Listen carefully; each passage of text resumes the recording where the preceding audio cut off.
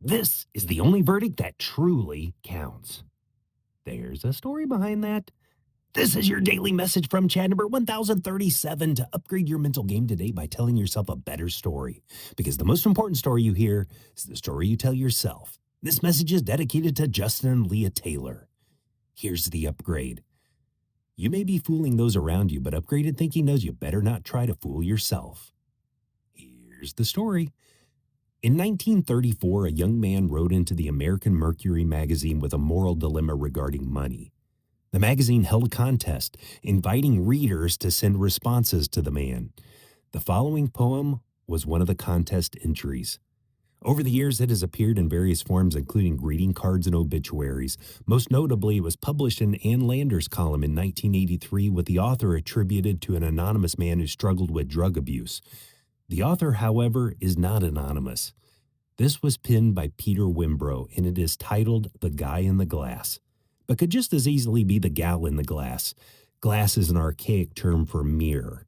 Here's Peter's poem.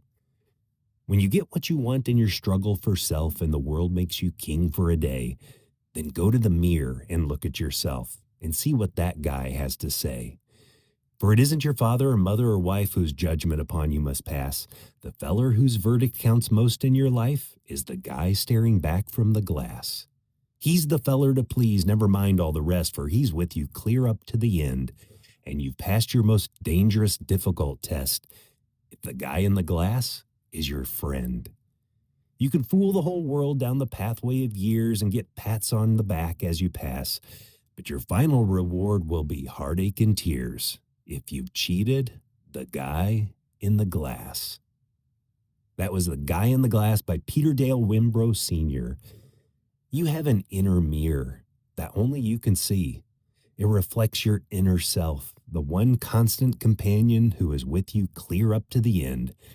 No one else, not family, not society, not your achievements, get the final verdict on your life. Only you and God do. This is a call to authenticity in a performative world. It speaks to the timeless tension between outward image and inner reality. Genuine success isn't defined by worldly admiration, but by whether you can live with yourself. Only you know the shortcuts, the rationalizations, the times you sold out for approval or gain. The better story to tell yourself is, I treat myself as a friend with honesty and integrity. The funny thing about life is you can fool everyone but yourself.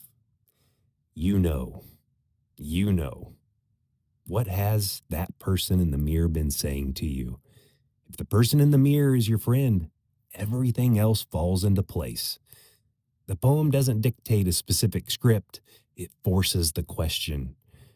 Are you proud of me? Am I still your friend? Are you cheating me? Victory and defeat is an inside job. Tell me a story of being a friend to yourself to fromchadsmith@gmail.com. Send someone a text and ask them, how do you make sure you're being honest with yourself?